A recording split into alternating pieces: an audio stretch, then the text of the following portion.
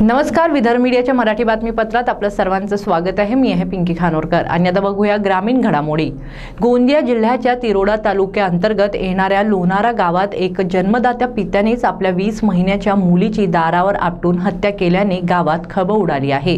पोलिसांनी आरोपी पित्याला अटक केली आहे व पुढील तपास पोलीस करीत आहे। लोणारा गावातील 28 वर्षीय विवेक उईके हा तरुण 2 फेब्रुवारीच्या सायंकाळी कामावरून परत आला असून त्याची 20 महिन्याची मुलगी वैष्णवी ही रडत असल्याने त्याच्या पत्नीने मुलीला खाऊ घेऊन देण्याकरिता विवेककडे 5 रुपये मागितले। विवेकने रागाच्या भारात मुलीला उचलून घरातील दारावर आपटले असून वैष्णवीच्या डोक्याला गंभीर इजा झाल्याने तिला रुग्णालयात नेले असता डॉक्टरांनी वैष्णवीला मृत घोषित केले। मृत मुलीच्या आईने या संदर्भात तिरोडा पोलीस ठाण्यात तक्रार दाखल केली असून पोलिसांनी आरोपी वडील विवेक उईके याला अटक केली आहे व त्याच्या विरुद्ध हत्येचा गुन्हा दाखल केला आहे। मग आणलं तर मग तिचे पप्पाजी आले तर मग तिचे पप्पाजीला म्हणलं जी 5 रुपये द्या आणि जी म्हणलं खाजा खावायला म्हणलं बाई लढते म्हणलं। आता म्हणते पैसे नाही आहेत म्हणते, आता 5 रुपयासाठी 500ची नोट मोडू का म्हणलं। मग त्याला हिसकलं ना, तिला 2-3 थापडा मारलं। मग बाहेर नेलं ना, का केलं का नाही तर माहित नाही। ते फरसून नाही का ते बाहेर जोता आहे आमच्या आणि तिथे नाही का पायऱ्या आहेत तिथे आपटलं ते हे ते वगैरे हे ते दवाखान्यात मी धावलो आता मला द्यानजी म्हणलं मी सांभाळतो म्हणलं, दूध देतो म्हणलं, आता नको धरू म्हणते तू म्हणते। मला ढकललं 2-3 थापडा मारलं मला। तर दवाखान्यात नेला तिला, दवाखान्यात नेला अर्ध्यातून नाही का वापस आले। आता मला म्हणले ते वर्षा म्हणते तुझी पोरगी मरम पावली म्हणते। मैं योगेश पारधी, पुलिस निरीक्षक प्रभारी पुलिस थाना तिरोडा। कल तारीख 19 फरवरी 2020 को वर्षा विवेक उईके उम्र 22 साल निवासी लोनारा, इन्होंने पुलिस थाना तिरोडा में आके एक लिखित कंप्लेंट की है। कंप्लेंट में बताया कि तारीख 2 फरवरी 2020 को शाम को करीबन 5:30 से 6 बजे के लगभग में उसका जो मिस्टर है, घरवाला है, वो घर पर आया। उस समय उसने अपने बच्ची के लिए कुछ खाने के लिए लेने के लिए 5 रुपया मांगे। 5 रुपया उसने दिया नहीं, मेरे पास चिल्लर नहीं बताया। इस पर से वो बच्ची ज़्यादा रोने लगी और बच्ची क्यों रो रही करके उसने बच्ची को उठा लिया और उठाकर उसका दरवाजा पे बार बार उसको बच्ची को पटक दिया और नीचे ज़मीन पर फेंक दिया, जिसके वजह से वो बच्ची बेहोश हो गई। बेहोश होने के पश्चात उन्होंने उसको हॉस्पिटल लेके गए। हॉस्पिटल में उसको मृत घोषित किया है। उस महिला के लिखित कंप्लेंट पे से कलम 302 भादवी की गुना नोंद किया गया है और उसमें उस अपराध में उसके पिता को, बच्ची के पिता को अरेस्ट किया गया है और पुढील जांच चालू है। रामटेक विधानसभा क्षेत्रातील सिंचन प्रकल्प पूर्ण करण्यासाठी माजी आमदार डी मल्लिकार्जुन रेड्डी यांनी जलसंपदा मंत्री जयंत पाटील यांना निवेदन दिले। रामटेक तालुक्यात 60% कोरडवाहू क्षेत्र असून पेन संभाग येथील खिंडशी पूरक कालव्याचे उर्वरित काम प्राधान्य यादीत मंजूर करणे व 60,000 हेक्टर कोरडवाहू रेती वळीत करण्यात यावी। सिहोरा उपसा सिंचन कन्हान नदीवरील महत्त्वाच्या प्रकल्पाच्या निविदा प्रक्रियेला मंजुरी देऊन काम सुरू करावे। तसेच रामटेक विधानसभा क्षेत्रात अपूर्ण सिंचन प्रकल्प पूर्ण करण्याकरिता माजी आमदार मल्लिकार्जुन रेड्डी यांच्या नेतृत्वाखाली महाराष्ट्राचे जलसंपदा मंत्री जयंत पाटील व गृहमंत्री अनिल देशमुख यांना निवेदन देण्यात आले।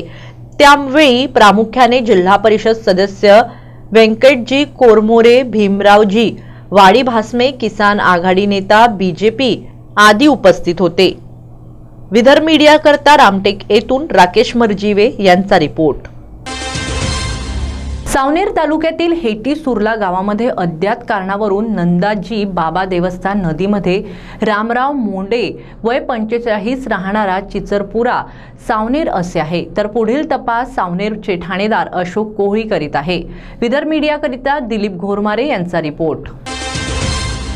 भाजपा महादुला नगरपंचायतद्वारे कोरोना काळातील फीज माफी करिता धरणे आंदोलन करण्यात आले व विद्यार्थ्यांची लवकरात लवकर फी माफ केली पाहिजे यासाठी महादुलाचे नगरपंचायत राजेश रंगारी यांच्या नेतृत्वात हे आंदोलन करण्यात आले। या प्रसंगी नगरसेवक महेश धुळस, गुणवत्ता पटले, माजी नगराध्यक्ष व विद्यमान नगरसेविका कांचनताई कुथे आदी उपस्थित होते। दया करा, दया करा, दया करा, दया करा। कोरोना काळातली फीस माफ करा, माफ करा, माफ करा, माफ करा। विद्यार्थ्यांना न्याय मिळालाच पाहिजे, विद्यार्थ्यांना न्याय मिळालाच पाहिजे। No fee, no school no fees, no school no fee, no school no fees. शिक्षण मंत्री साहेब विद्यार्थ्यांवर दया करा, दया करा, दया करा। No school no fee, no school no fees, no school no fee, no school no fees. माफ करा, माफ करा। कोरोना काळातील फीस माफ करा, माफ करा, माफ करा, माफ करा। विद्यार्थ्याचा अन्याय थांबवा, थांबवा, थांबवा, थांबवा। कोरोना काळातील फीस माफ करा, माफ करा, माफ करा, माफ करा। कोरोना काळातील विद्यार्थ्याची फीस माफ करा, माफ करा, माफ करा, माफ करा। कोरोना काळातील विद्यार्थ्याची फीस माफ करा, माफ करा, माफ करा, माफ करा। No school no fees, no school no fees, no school no fees, no school no fees, no school no fees, no school no fees. लेकिन ये ब्राइट स्कूल या मॉडर्न स्कूल या तुली या पोद्दार स्कूल की बात नहीं है, ये पूरे नागपुर जिले और महाराष्ट्र की बात है। अगर देखा जाए तो कोरोना पीरियड में जब कंप्लीट लॉकडाउन था, उस पीरियड में पेरेंट्स घर पे थे, टीचर घर पे थी, विद्यार्थी घर पे थे, और सब घर पे रहने के बावजूद उस पीरियड की फीस कहाँ तक सही है। इसलिए हम पार्टी के सब नगर सेवक, यहाँ के पेरेंट्स, नगर सेवक और हमारे पार्टी के पदाधिकारी हमेशा इस विषय में जागरूक तो है, लेकिन यहाँ के पालक जो विदर्भ पेरेंट्स एसोसिएशन करके है, उसमें के ही हमारे जो सदस्य हैं, उन लोगों ने अनेक आंदोलन किए, आरबीआई पे आंदोलन किया, नागपुर कलेक्टर के पास गए, शिक्षण मंत्री के पास गए, तो भी कोई पॉजिटिव जवाब आया नहीं। अभी भी बच्चों के पालक को नोटिस दिया जा रहा है, बच्चों को नोटिस दिया जा रहा है, जिसमें बच्चों को कहीं ना कहीं हर्ट हो रहा है। मैं आपके माध्यम से सरकार को और कलेक्टर साहब को और तहसीलदार साहब को निवेदन देना चाहता हूँ कि जो पीरियड में वाकई में जो पेरेंट्स घर पे था, मजदूर वर्ग है हमारा, वो मजदूर घर पे था, उस पीरियड में अपने बच्चों की फीस कहाँ तक सही है। गोंदिया जिल्ह्यातील अतिदुर्गम कचारगडच्या धानेगाव ग्राममध्ये सूत्रानुसार 21 शेतकऱ्यांना जवळजवळ 100 एकर शेतीला पाणी मिळत नाहीये। नहर पूर्ण बंद झाल्या असल्यामुळे शेतकऱ्यांना उपासमारीची वेळ येत आहे असे आरोप लावण्यात येत आहे। लघु पाटबंधारे विभागाच्या अधिकाऱ्यांनी लापरवाही केल्यामुळे ही स्थिती निर्माण झाली आहे। त्याकरिता सर्व शेतकरी बालमुकुंद शेंदे व उदयनराज सोनवाने बच्चूलाल यांच्याकडे गेले व आपली मागणी पूर्ण करावी अशी घोषणा करत आहे। विदर्भ मीडिया करता सतीश पारदी, गोंदिया। राहणार जमाकुंडो यहाँ खेती का काम कर रहे हैं। आज इतनी नौबत आ गई है इस क्षेत्र में कि बारिश में भी पानी हमें नहीं मिला और हमारी फसलें मारी गई। बारिश में भी पानी देंगे ऐसा बोले थे और हमें पूरे किसानों को 40,000 रुपये खर्च आया, जेसीपी लगवाओ, नहर खुदवाओ तब पानी देंगे ऐसा बोलते गए। और हमारे गांव में किसानों की मीटिंग करते गए, अभियंता आए, डैम के अधिकारी लोग आए, मीटिंग लिए और बोले कि नहर खुदवाओ, अपने पैसे से खुदवाओ, उसके बाद पानी आएगा। सब खुदवाने के बाद भी पानी नहीं आया। बारिश की मिट्टी पानी की वजह से थोड़ा बहुत पानी आया, वो नहर जितना खुदवाए थे वो पूरा ये हो गया है। ये हमें पूरे किसानों को आश्वासन देते देते गुमराह कर रहे हैं और हमारे ऊपर ये रब्बी का भी पानी नहीं आएगा ऐसा बोल के हमारे पर भूखमरी आ गई है और हम कर्जे में हैं। सब किसान भाई लोग हमारे ओर ध्यान दे। देवरी प्रकल्प के द्वारा बेवटोला से धनेगांव तक नहर का बांधकाम किया गया। बेवटोला से धनेगांव के मेन कैनल में पानी आता है, लेकिन वहाँ से एक शाखा है धनेगांव से मुंशीटोला तक, जिसका बांधकाम किया गया जो अधूरा था, उसमें हमने किसानों ने मिलकर जेसीपी लगाकर 40,000 रुपये करीब उसमें खर्चा आया और हमने उसको रिपेयर किए और पानी पहुंचाने की कोशिश की। लेकिन बरसात के पानी से मिट्टी गिर जाने की वजह से फिर पानी अबाधित हो गया और पानी नहीं पहुंचा। लेकिन हमें इस वर्ष यह उम्मीद थी कि इसके डैम के द्वारा यानी प्रकल्प के द्वारा इसकी दुरुस्ती करके हमको आज तक वहाँ पर एक भी किसी प्रकार की पानी नहीं पहुँचा और कोई फसल नहीं की रब्बी नहीं दी गई। कितने एकड़ में किसान यहाँ पर कम से कम 100 एकड़ में 25 से 30 किसान हैं। अच्छा, धनेगांव का 100% में से 40% में 2 बार रब्बी दी गई, लेकिन 60% भाग में अभी तक किसी प्रकार का पानी नहीं पहुंचा। पिछले 7 वर्षों से हम पिछले 7 से 10 साल से हम इसका इंतजार कर रहे हैं कि ये नहर सुधरे और हमें पानी मिले और हम किसानों के सुजलाम सुफलाम हो, लेकिन यह अबाधित रहा। कंत्राटदाराने शववाहिनी फॅब्रिकेशनचे बिल काढण्यासाठी दबाव टाकून शिवीगाळ करून जीवे मारण्याची धमकी दिली आहे। त्याबद्दल नगर परिषद रामटेकच्या सर्व कर्मचाऱ्यांनी दिनांक 3 फरवरी रोजी निषेध करून त्या कंत्राटदारांवर कठोर कारवाई करण्यासाठी जिल्हाधिकारी नागपूर यांच्याकडे निवेदन दिले। निवेदन देताना पाणी पुरवठा व स्वच्छता अभियंता रोहित भोईर, प्रशासकीय अधिकारी राजेश सवालाखे, संगणक अभियंता विवेक कापगते आदी उपस्थित होते। रामटेकवरून राकेश मर्जीवे यांचा रिपोर्ट। सर्व कर्मचाऱ्यांना ज्यांना माहिती नसेल त्यांच्यासाठी माहितीस्तव किंवा शासनाला आपण जे पाठवतो त्यास्तव सर्वच कर्मचाऱ्यांना माहिती सांगू इच्छितो की आपल्या नगर परिषदेचे पाणी पुरवठा अभियंता पारशी नगरपंचायतचे पाणी पुरवठा अभियंता धनंजय ढोले यांना एका व्यावसायिकाने ज्याचं फॅब्रिकेशनचं काम आहे त्यांनी बिलावरून कुठंतरी वाद घालून कार्यालयात अर्बाजचे शिवीगाळ करून आणि मारण्याची धमकी देऊन म्हणजे कार्यालयात उपस्थित असणाऱ्या कर्मचाऱ्यांना अशी धमकी देणं किंवा मारपीट करणं हे दखलपात्र गुन्हा आहे। पण ते त्याविषयी आम्ही पुढाकार घेऊन कुठेतरी काहीतरी करू, त्याचा निषेध आज रामटेक नगर परिषदेचे सर्व कर्मचारी एकजुटीने करत आहेत आणि याबद्दल शासनाला जिल्हाधिकाऱ्यांमार्फत शासनाला निवेदनसुद्धा देत आहोत। भोपाळ येथील साई प्रकाश प्रॉपर्टी डेव्हलपिंग लिमिटेड कंपनीसाठी आरडी कलेक्शन करणाऱ्या नागपुरातील व्यक्तीवर लोकांच्या त्रासामुळे आत्महत्या करण्याची वेळ आली आहे। या मागील पूर्ण कहाणी अशी आहे की काही वर्षाआधी या कंपनीतर्फे आरडीचे संकलन करून दुप्पट रक्कम देण्याचे कार्य सुरू होते, पण आर्थिक गैरव्यवहारामुळे शासनाने कंपनीवर टाळे ठोकले व संचालक मंडळाला कारागृहात डांबले। पण यात खऱ्या अर्थाने त्रास सहन करावा लागतोय या कंपनीसाठी काम करणाऱ्या एजंटला। ग्राहक या लोकांना त्रास देत आहे।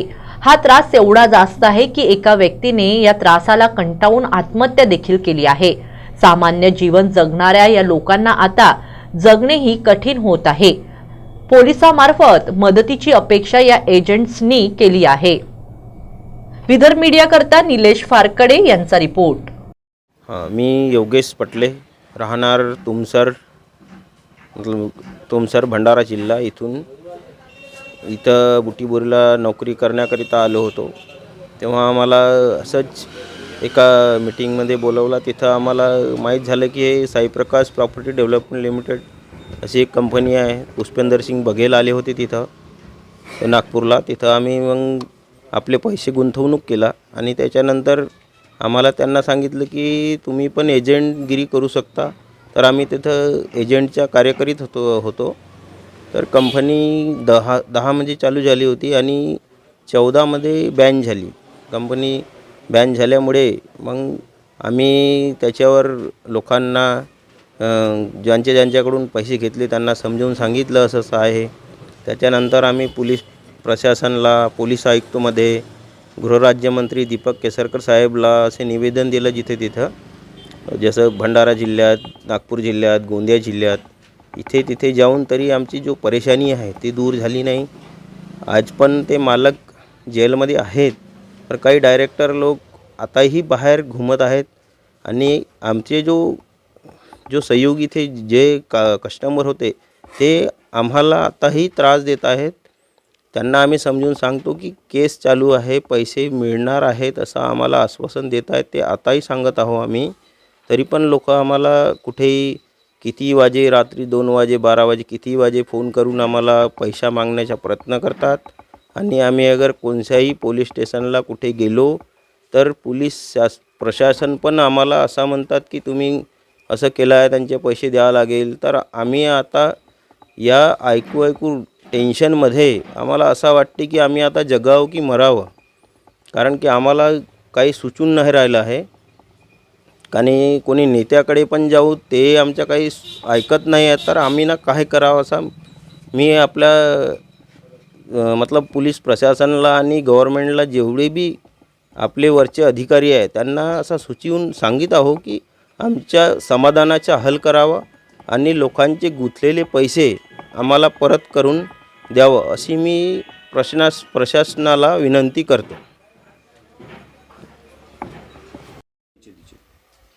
मैं अनूपलाल मेहतर वर्मा, विजयनगर कलमना मार्केट रहने वाला.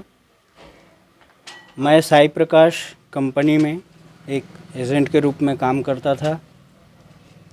कंपनी 2014 में सेबी के द्वारा सीज हो गया है और इसमें मेरा बहुत सारा कस्टमर है जो मुझे कलेक्शन के रूप में पैसे दिया है. उनके अवेज उनको सर्टिफिकेट और रसीद, हर एक रसीद को मैं दिया हूँ. वहाँ पर अपने कार्य को सुचारू रूप से मैंने किया हूँ, मेरे तरफ से जो भी बन पड़ा.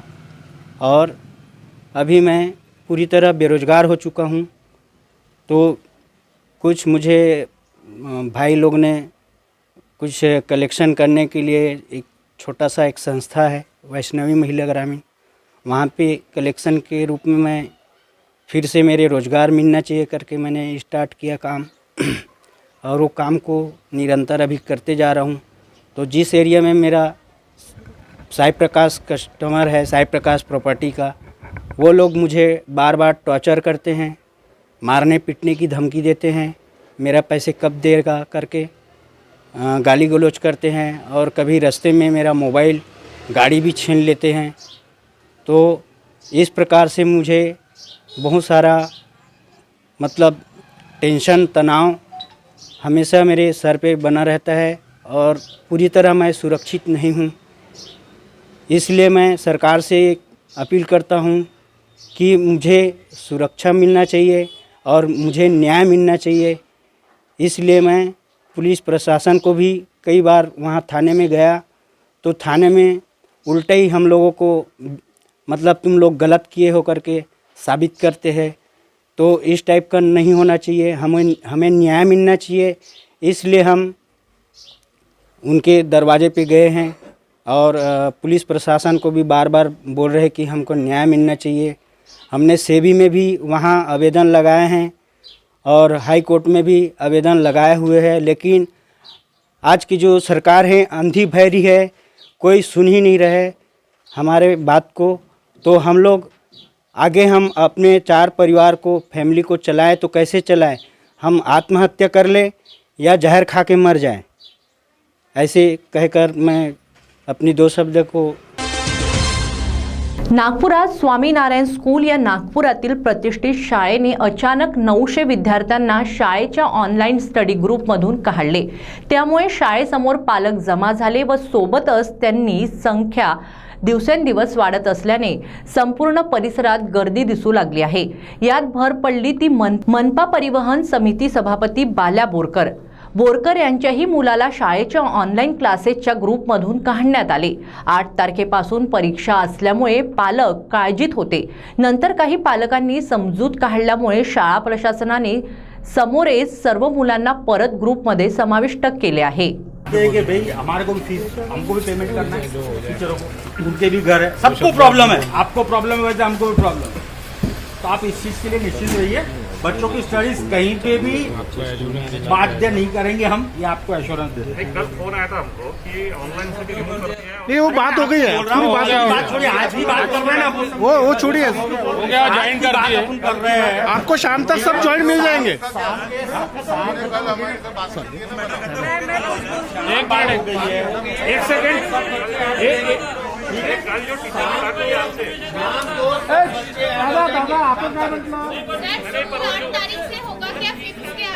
ठीक है, अभी देखिए आप. एक सेकंड, चेतना भाभी कुछ बोल रहे हैं. क्योंकि क्या है कि बच्चों का अभी छूटने का समय हो गया है। मेहरबानी करके आपको रिक्वेस्ट है कि सब लोग आप डिस्पर्स हो जाए। होगा ही क्या? एक ही क्वेश्चन। हाँ? 5 से आगे 8 तारीख से स्कूल नहीं लेंगे। अरे मैं आपको आज बोल रहा हूँ तो कल की बात सब भूल जाओ। कल की बात को छोड़ो, आज की बात समझ लो, ठीक है? देखिए एक सेकंड सब मत बोलिए। देखिए कल तक जो घटना, देखिए 1 मिनट, कल तक के जो स्कूल में घटनाक्रम घटे थे वो भूल जाइए। जो पेरेंट्स को रिमूव किया गया था वो पेरेंट्स को आज शाम को 8 बजे तक के 8 बजे तक जो बच्चों को पेरेंट बोले तो पेरेंट्स ही बच्चे रोटी ना करूँ 8 बजे तक के उनको वापस से ज्वाइन कर लिया जाएगा। 8 बजे तक के इसलिए क्योंकि टीचर लोग क्लासरूम में अभी वो लोग जब फ्री हो जाएंगे वापस से ज्वाइन 8 बजे तक के कर लेंगे। उसके बाद आगे क्या जो थोड़ी सी बात है वो चेतना भाभी बता रहे हैं। 2 मिनट चेतना भाभी बता। नगर परिषद वाडीमध्ये ऑडिट घोटाळा 4 करोडचा आहे आणि हा घोटाळा पूर्वी वृत्तपत्रात देखील आला होता। शासनाला यापूर्वी निवेदन देऊन सुद्धा शासनाला आतापर्यंत या घटनेची चौकशी केली नाही आहे। या घटनेची चौकशी व्हावी यासाठी मागणी केली जात आहे। घोटाळ्याचे परिपूर्ण माहिती आरटीआय कार्यकर्ता जेम्स फार्निस व संभाजी ब्रिगेडचे चंद्रशेखर येवले यांच्याकडे पुरावे असताना सुद्धा याबाबतची चौकशी झाली नाही। तरी सुद्धा या बाबीची चौकशी करून दोषी व्यक्तींवर कठोर कारवाई करावी। यापूर्वी मुख्य अधिकारी नगर परिषद वाडी जुम्मा प्यारेवाले यांना वारंवार निवेदन देऊन सुद्धा त्यांनी यावर कुठलीही कारवाई केली नाही। यावरून सिद्ध होते की कारवाई दीर्घायित करतात ते नगरपालिका शासनाला नागपूरला प्रशासकीय अधिकारी असून सुद्धा या बाबतीवर त्यांचे काही लक्ष नाही। तरी सुद्धा जर या बाबीकडे लक्ष दिले नाही तर संपूर्ण वाडीमध्ये तीव्र व उग्र आंदोलन करूया असं संभाजी ब्रिगेडद्वारे सांगण्यात आलं। नमस्कार, मी चंद्रशेखर येवले, संभाजी ब्रिगेड अध्यक्ष नागपूर जिल्हा।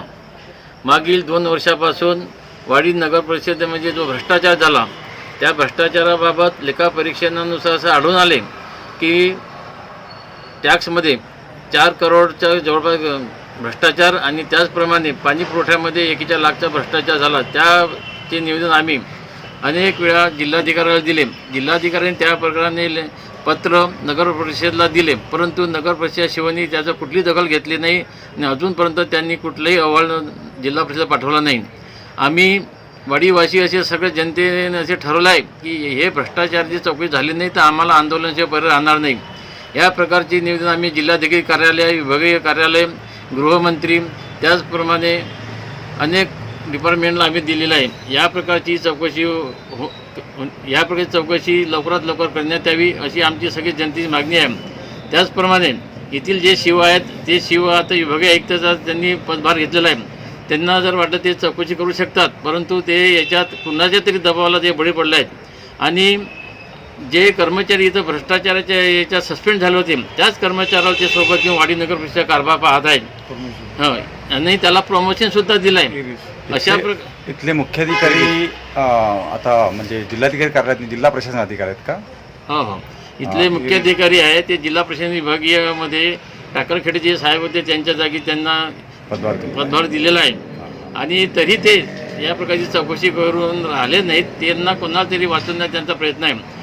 त्यांच्यावर काही या संदर्भात दबाव असू शकतात का असं काही? त्यांच्यावर या प्रकारचा नक्कीच दबाव आहे। कुठलाही दबाव असल्याशिवाय ते या प्रकारचे असे हे करू शकत नाही। आणि आम्ही निवेदन दिल्यानंतर त्यांना अनेक वेळा भेटल्यानंतरही त्यांनी त्या प्रकारची कुठली कारवाई केलेली नाही। निवेदनाची प्रत दाखवला आपण आता हे निवेदन केव्हा दिलं आपण? हे निवेदन आम्ही 2 वर्षापूर्वी दिलेलं आहे आणि आता हे आज सुद्धा आम्ही ते निवेदनाच्या प्रती जिल्हाधिकारी कार्यालयाला पुन्हा दिलेलं आहे, विभागीय आयुक्ताला दिलं आहे आणि नगर परिषद शिवला सुद्धा दिले आहेत। परत आपण सुनील बाबू केदार यांच्याकडे निवेदन दिलं काही? हो, आणि सुनील बाबू केदार यांच्याकडे सुद्धा आम्ही ते दिलेलं आहे आणि बच्चूजी कडू मंत्री यांच्याकडे सुद्धा आम्ही ते निवेदन दिलेलं आहे। आणि 2016, 17, 17, 18चा ऑडिट सारखा आहे, कुठलीही ऑडिट सारखं राहत नाही। याच्यावरून याचा नक्कीच भ्रष्टाचार झालेला आहे। आपण या संभाजी ब्रिगेडचे काय जिल्हाध्यक्ष आहेत? संभाजी ब्रिगेडचे जिल्हाध्यक्ष नुकतीच माझी महाराष्ट्र कार्यकारिणीवर सुद्धा नियुक्ती झालेली आहे। आता त्याप्रमाणे आम्ही सगळे निवेदन सुद्धा यांना दिलेले आहेत। आपली काय मागणी राहतील आता शेवट? आमची मागणी हेच आहे की हे भ्रष्टाचार झाल्यावर सुद्धा आणि आम्ही शिवला भेटल्यानंतर शिवला कुठल्याही प्रकारचा तिथं त्याप्रमाणे आता वाडी नगर परिषदला कोण आहे मुख्याधिकारी तुमचे? आता सध्या जुम्मा प्यारेलालजी हे शिव आहेत, त्यांच्याकडे अनेक निवेदन आम्ही दिलेले आहेत, पण ते सगळं दुर्लक्ष करून राहिले. त्यांनी कुठल्याही प्रकारची याची कारवाई केलेली नाही. कारवाईवर दुर्लक्ष करतायत का ते? कारवाई करण्यासाठी दिरंगाई करतात का? कारवाई करण्यासाठी नक्कीच दिरंगाई करतात. ते दबावाला कुठण्याच्या तरी बळी पडत आहेत. म्हणजे मुख्याधिकारी दबावात नाही कोणाच्या. आपली जर कारवाई झाली नाही तर आपण काय करणार आणखी परत? कारवाई झाली नाही तर आम्ही 10 ते 12 दिवसामध्ये आंदोलनाशिवाय आम्हाला पर्याय राहणार नाही. आणि आम्ही वेळ पडली तर उपोषणाला सुद्धा बसू आणि एक जनतेला आम्ही हे दाखवून देऊ की वाडी नगर परिषदेत किती मोठा भ्रष्टाचार आहे. तरी इथं कोणी त्याच्यावर कोणी तिथं त्यांची दखल घेत नाही. अनेक नगरसेवक होते, या अगोदर अध्यक्षसुद्धा होते, त्यांनी सुद्धा या प्रकरणी कुठलाही पुढाकार घेतलेला नाही. त्यांना याबाबत माहिती आहेत ना? त्यांना सगळी माहिती आहे. म्हणजे नगर परिषदच्या कोणत्याही नगरसेवकांनी नगरसेवकांनी नाही, अध्यक्षांनी यापुढे आवाज उठवलेला नाही. राष्ट्रवादी काँग्रेस पक्षाच्या सुरू असलेल्या राष्ट्रवादी परिवार संवाद यात्रेला भरपूर प्रमाणात प्रतिसाद भेटत आहे, अशी माहिती अनिल अहिरकर यांनी दिली. संवाद यात्रेला राष्ट्रवादी काँग्रेसचे प्रदेशाध्यक्ष जयंत पाटील यांना अनेक ठिकाणी वेगवेगळ्या पक्षाचे नेते भेट घेऊन राष्ट्रवादी पक्षामध्ये येण्याची इच्छा दाखल करत आहे. नागपुरात पण अनेक नेते, त्यामध्ये आमदारपासून तर नगरसेवक, प्रयत्नेचे नेते यांनी आपली इच्छा दाखवली आहे आणि येणाऱ्या महापालिका निवडणुकीच्या अगोदर खूप मोठा बदल होईल, असे मत नागपुरात राष्ट्रवादी काँग्रेसचे शहराध्यक्ष अनिल अहिरकर यांनी सांगितले. येत्या महानगरपालिकेमध्ये राष्ट्रवादी काँग्रेस पक्ष प्रचंड ताकदीनिशी आता उभा राहणार आहे. आम्हाला गृहीत धरून चालणाऱ्या पक्षांनी, मित्रपक्षांनी हे समजून घ्यावं की आम्ही त्यांचे सहयोगी आहोत, ते आमचे सहयोगी आहे. एक दुसऱ्याला सहयोग करून व एक दुसऱ्याचा सन्मान राखून जर राजकारणामध्ये पुढच्या निवडणुका लढवत असतील तर निश्चितच स्वागतार्ह आहे. एक दुसऱ्याची मदत होईल. जर गृहीत धरलं तर आम्ही ठरवून टाकलेलं आहे, कारण की महानगरपालिकेच्या निवडणुका संपूर्ण लढवल्याशिवाय आम्ही आमची शक्ती वाढवण्याचा प्रयत्न करतो आहे. त्यामध्ये सामंजस्याने जर बोलणी झाली नाही तर आम्ही पूर्ण 151 जागेवर निवडणुका लढवण्याचा मानस व्यक्त केलेला आहे. काँग्रेस, शिवसेना हे आमचे सहयोगी पक्ष आहे. निश्चितच त्यांच्याशी चर्चा करू सामंजस्याने, व ही जी आम्ही सर्व 51 ठिकाणी ताकद लावू, शक्तीपणाला लावतो आहे, तर त्यांच्याही उपयोगी पडेल ना. जेव्हा आमचं गठबंधन होईल, आपसामध्ये समझौता होईल, एक दुसऱ्याची मदत होईल. म्हणून पक्ष म्हणून आम्ही आपल्या भक्कमपणे आपल्या पायावर उभं राहण्याचा आमचा प्रयत्न करण्याकरता आमच्या प्रांताध्यक्षांनी, नेत्यांनी आम्हाला निर्देश केलेले आहे. त्या अनुषंगाने आपली शक्ती वाढवल्याशिवाय तुम्हाला कोणी तेवढ्या तवज्जो देणार नाही, हा त्यांचा मानस होता. ते बरोबर आहे त्यांचं म्हणणं. दुसऱ्या पक्षातले काही मोठे पदाधिकारी आमच्या पक्षामध्ये येऊ इच्छितात.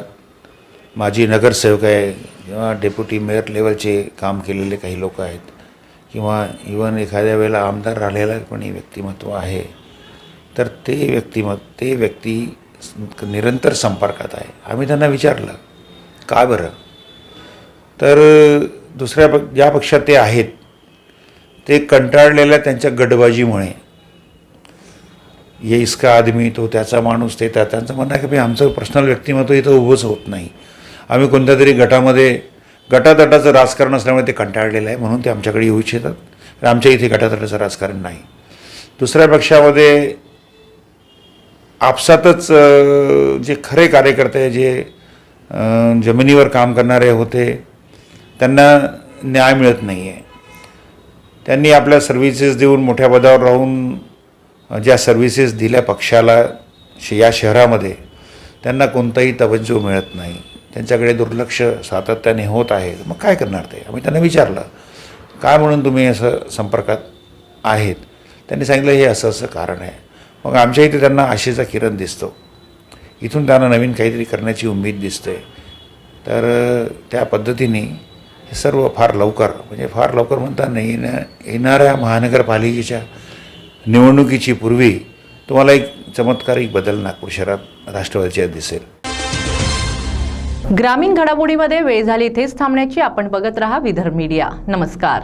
आमच्या विदर्भ मीडिया आणि परफेक्ट मीडियाच्या चॅनल आणि पेजला सबस्क्राईब, लाईक, शेअर करायला विसरू नका.